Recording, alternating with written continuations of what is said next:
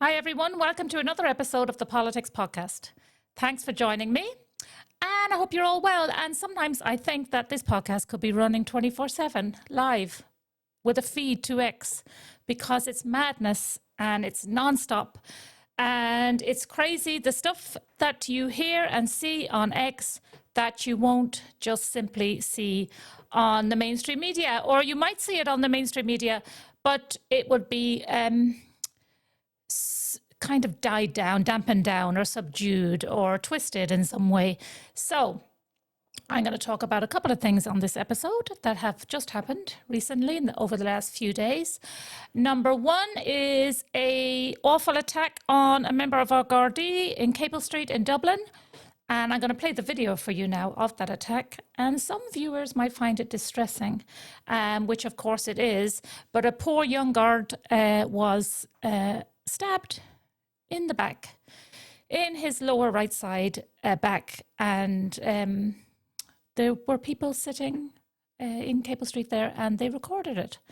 And it just so happens that they had it at the right second to record. And good job, because when that happened, and of course, social media lights up with stories, and the video was out very, very quickly. And of course, everybody saw with their own two eyes.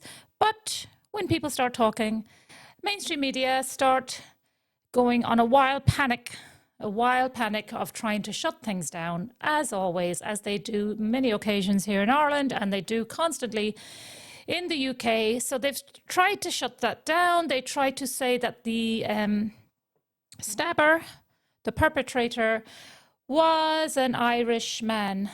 And they tried to say that for the first 24 hours. And then another video came out, which is the one I will show you.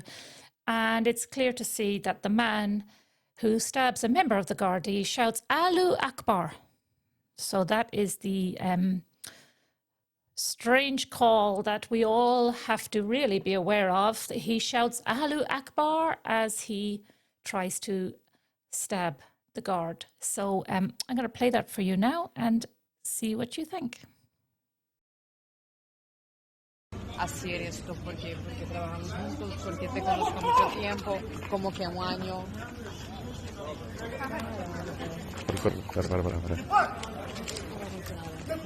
Trae un cuchillo.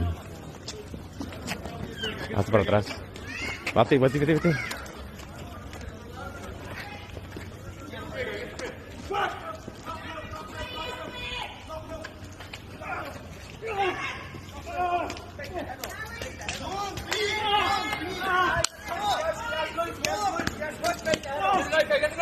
Kick that.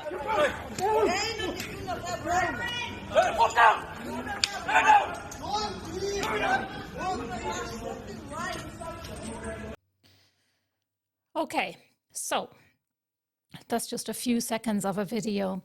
Now, the guy shouts "Allahu Akbar," and we saw that and heard that with our own eyes and ears. So the guy, turns out, is a man that was born in Ireland, but he's of Pakistani heritage. So there was a big hullabaloo on social media about how he was an Irishman and terrible misinformation on social media and blah, blah, blah. We had 24 hours of that. And they were very quiet the next day when it turns out that the man was named as Abdullah Khan, Khan, Abdullah Khan. So then this is where we are in Ireland at the minute. Utter confusion as to what's Irish, what's not Irish. And many of us know what is Irish. So I think the best thing we can do is say what's not Irish for our media and our politicians to understand what is definitely not Irish. So what is not Irish is running up to a member of our Garda with a kitchen knife, I think it was. I'm not sure what sort of knife. With a knife and shouting "Allahu Akbar." That's not Irish. Similarly, not Irish is beheading two gay men here in Sligo. That's not Irish. Stabbing children coming out of Parnell Street School, little children. That's not Irish. There are many, many, many more stabbing a school teacher and killing her, murdering a school teacher in broad daylight, 3 in the day in an afternoon in the park while she was jogging, is not Irish. And I think people are absolutely sick and tired of this whole situation. So here we are, a guard end up in hospital. He had his stab vest on. Great, thank God. But there's many, many people around streets walking with no stab vests on. The ordinary citizens don't get any protection whatsoever. The ordinary citizens don't know what Allahu Akbar means, or why anyone would shout to their God as they are doing something like that, attempting to stab someone. So yes, a conversation has to be had. And the media were all for a conversation on the first day of that video of when that attack took place, but not the conversation that the ordinary people were having. The media wanted to have a conversation, how he was an Irish man. And the next day, as far as I know, many of the stories that they had put out the night before saying there was misinformation and blah, blah, blah, a lot of those stories were deleted. So this is where we are. You're not allowed to have a conversation about anything, God, as I said before. You are not allowed to mention the word immigration, or you are the worst person on the planet. So that's where we are on that story, and we wish that guard well. But for sure, there are certain things that we know are not Irish.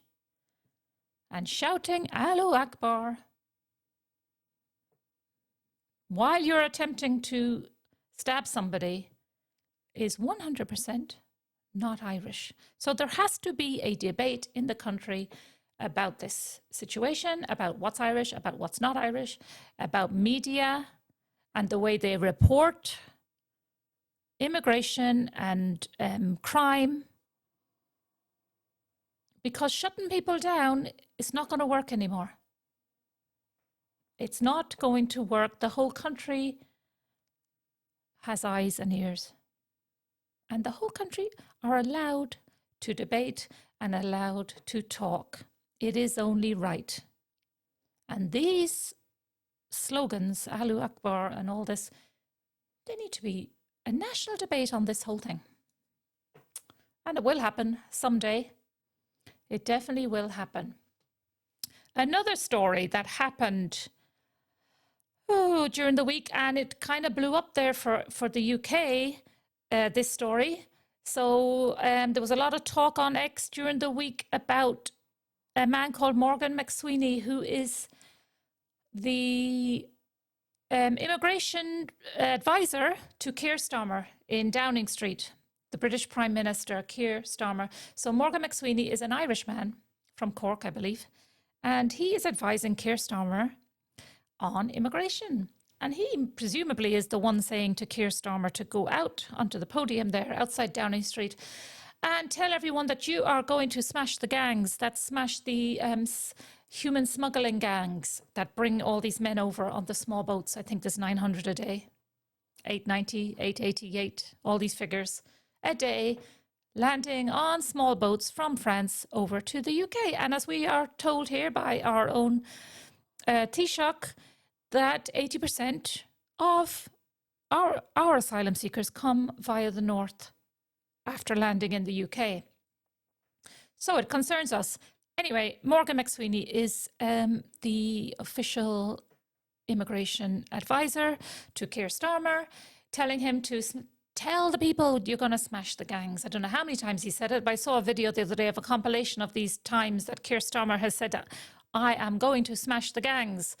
Well, turns out that Morgan McSweeney, his parents, have a company in Ireland who run an IPAS centre or IPAS accommodation and have got 8.4 million euro from it.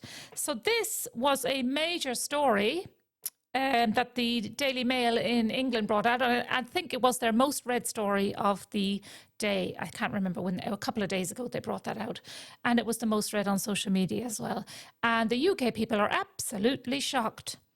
Shocked that this man who is advising the British Prime Minister and the British people on immigration and on what to do has a daddy and parents here who are making millions from immigration. So, massive story. I advise you to, as always, I advise you to set up an X account. And if you don't want to do that yet, I'll be here to bring you all the news. Please check out the UK Mail, Daily Mail story on it and read it for yourself. Very, very, very interesting. And so many questions run from that. I mean, there's millionaires here in Ireland, millionaires from the whole IPAS, that's the International Protection Accommodation Services industry. As I said before, Carol Nolan, TD, calls it the immigration industrial complex, and that's what it is. It's on an industrial level. And I think the people at home don't know the half of it. The money is on an industrial level. You're talking millions. I said before, you're talking €205,000 per hour, 24/7, spent on IPAS accommodation and services. Absolutely outrageous. Outrageous to all the poor children waiting for scoliosis surgeries right now. Suffering. Outrageous what's going on. And they can't give a cost of living payment to people in the country. So there we are. It's worth millions, if not billions. It's worth millions to these owners of these companies that are housing the International Protection Services. So, and the last thing I'm going to talk about is another story that broke on X, and it was a journal, The Journal, which is a left-wing news site, The Journal put out a story written by a lady called Priyanka Bopujari. Hope I pronounced that right. Priyanka Bopujari. And she did a whole story on the Irish people, and in it, I'm going to read a quote from it. The reality is that even as Ireland has suffered at the hands of the British for several centuries, Ireland in this century has not yet come to terms with its own whiteness and white privilege. Yes, that is a quote from The Journal by an independent journalist, an Indian lady, Priyanka Bopujari, who tells us that you have to come to terms with your own whiteness and your white privilege. This is absolutely insane. And insane that the Journal would go and print that. Garbage. Come to terms. The Irish people have to come to terms with their own whiteness and their white privilege. There are people in this country, Priyanka, if you ever see this video, there are people in this country, families with children, who are making a choice between paying the electricity bill and buying food. There are elderly people who are struggling. There are some elderly people who are being made homeless. There are 20-something-year-olds who will never, ever own their own home. They're stuck in their parents' box rooms. There is poverty. There are food banks. And that's 2025, Priyanka. Never mind the whole history. The famine, the starvation, the brutality.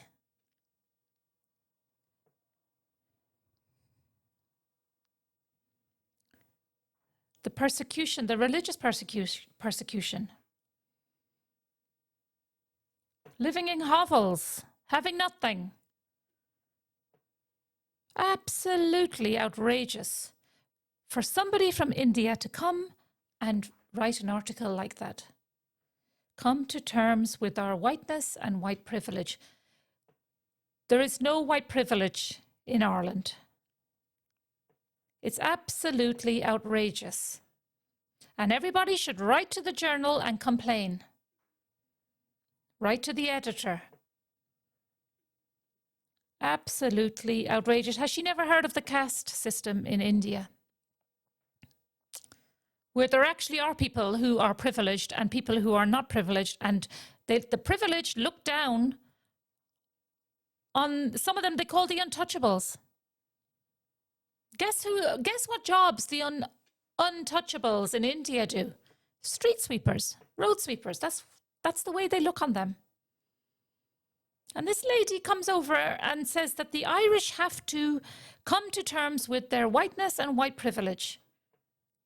When in India, they call the people that clean the streets untouchables. Unbelievable. Unbelievable. And unbelievable that the Journal would print such garbage. And unbelievable that some people would read that and subscribe to the Journal. That's where we are, crazy. That is where we are.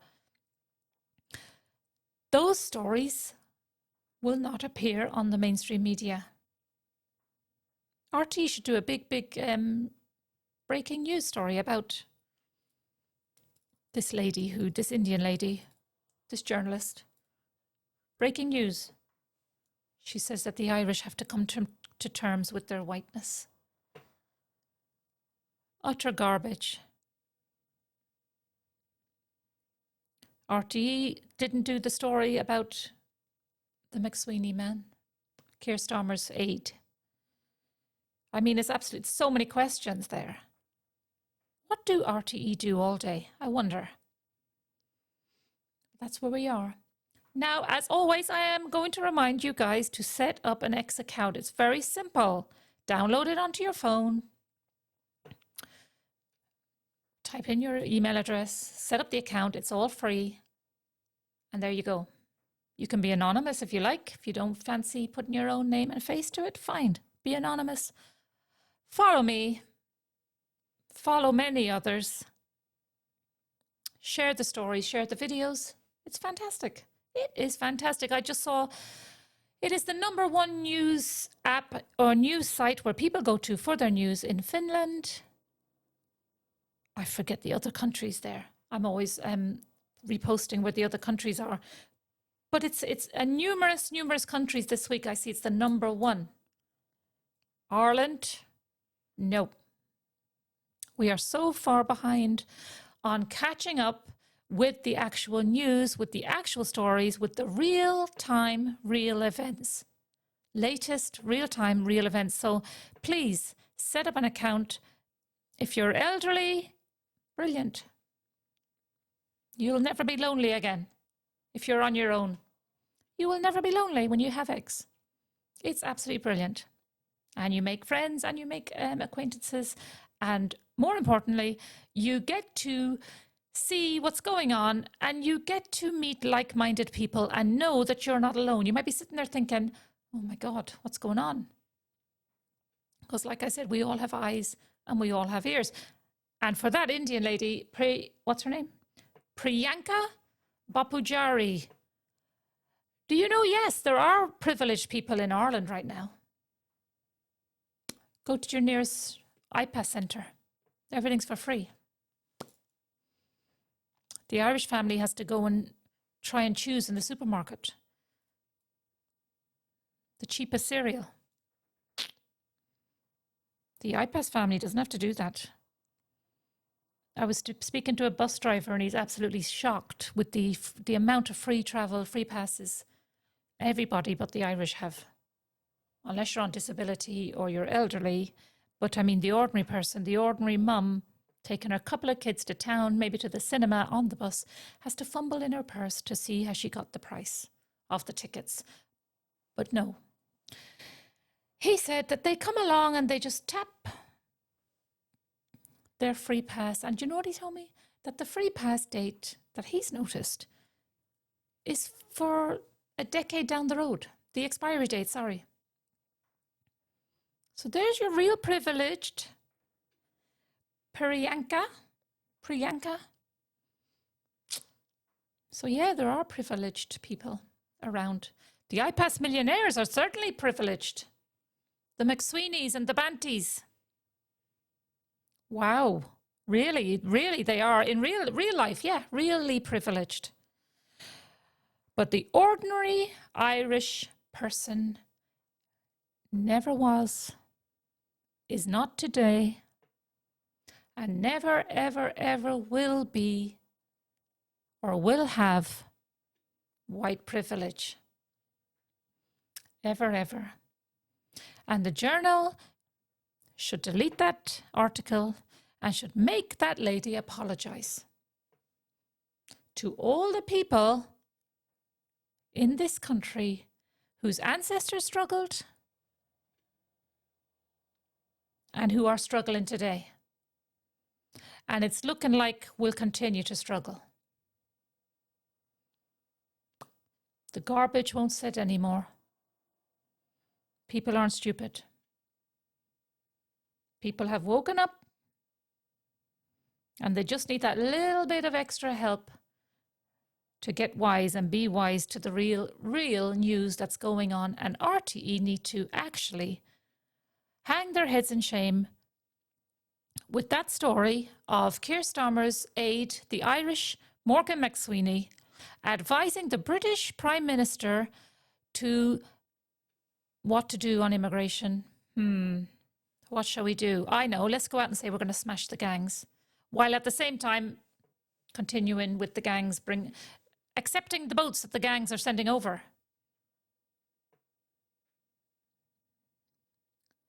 That's where it's at. Meanwhile, his dad is making millions here on iPass. And we are told that 80% come in via the north. So if RTE don't see a story there, all hope is lost. Perhaps they're writing a story, perhaps they're working on the story. Sorry. My bet is that they're not, but perhaps they are. And once again, I will share this video with RTE News. You have to start doing your job, and your only job. Your job is not to lobby the government for more money,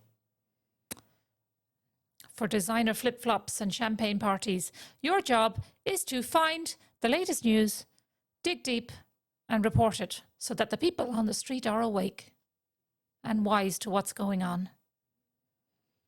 So I'm going to sign off now. As usual, please set up an account, share this video, subscribe to this channel, please. I want to build up the channel. Subscribe to the channel, share the video, tune in for the next one.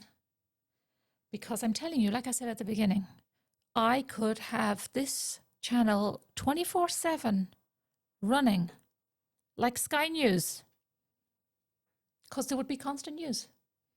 And the story will constantly change. Actually, Sky News gets a bit boring because they kind of repeat the same things in 24 hours. Mine wouldn't. I could have absolutely bombshell breaking news every hour on the hour of 24/7.